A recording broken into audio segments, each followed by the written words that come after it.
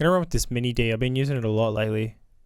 My favorite thing to do is just like pull up a preset and then just go through and sort of adjust it and kind of design it according to like how the melody sounds. It's really important to have those two things just sort of like working together, obviously.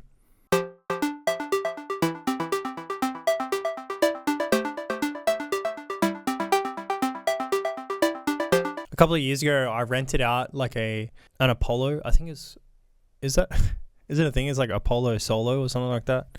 It's like one of those UAD interfaces. I think that's what it's called. So I rented one of them, and I actually collected a couple of these plugins that I forgot that I had. So I just downloaded them. I just signed into my account. They sound so good. Obviously, really love that kind of like tape sound. So I just love playing around with this. It's a very simple plugin.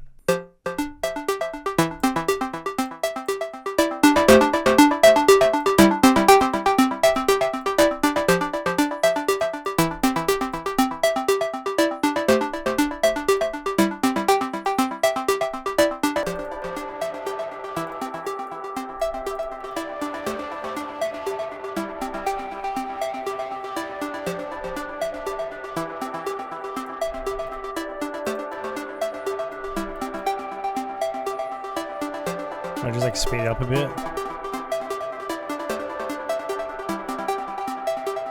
Just honestly, the whole answer to this is just to kind of like take a step back and have fun. Take away the expectations of how you want something to sound.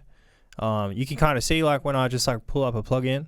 I mean, sure, I go through those phases as well where I just get stuck and stagnant and I feel like I know how a plugin sounds or something, but just grab like a random parameter. There's no like right way to start, and in a way try to use the plugin incorrectly, like pull the distortion just like flat out, or like put the reverb to like 100% just so you know what it's actually doing, and then you'll kind of realize the things that you like about it. And one certain setting will just like really complement the instrument that you're using, or it'll work well for the BPM or the notes that are playing. It'll just suit the characteristics, and like it sounds complex, but you can't really explain it. You just gotta experiment really and just have fun and dive deep into exploring. Like that's all that there really is about it. It takes time to like find and make sounds sound good, but that's kind of the fun thing, is just like decide on your own terms like what sounds good, because that's all it is. It's just about taste, like showing people your taste and your style in sound and music in general. So yeah, just don't overthink it. Just open up a plugin, start wherever your eyes go to first. Start with whatever parameter first that you think, and just start playing around with stuff until you hear how it sounds and what it does. I guess BPMs just kind of give it a nice bounce. So what I'm going to do is I'm just going to do the shortcut, the new bounce in place. It's going to freeze and flatten it for me, just like that. We're going to resample this.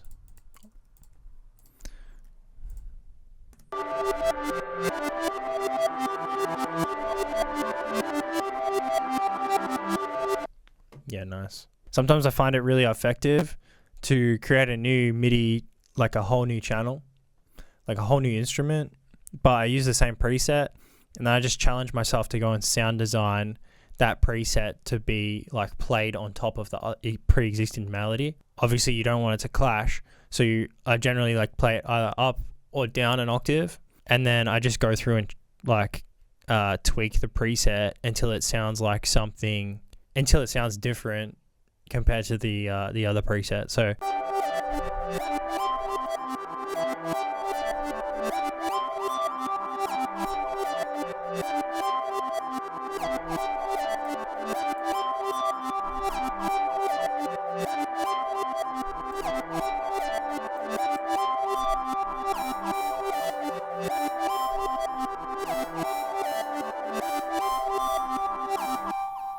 and never underestimate just like what literally one setting can do to a sound. Completely transform it and change the whole thing for you. So you're one move away from literally the result that you want, or like the quality of result that you want.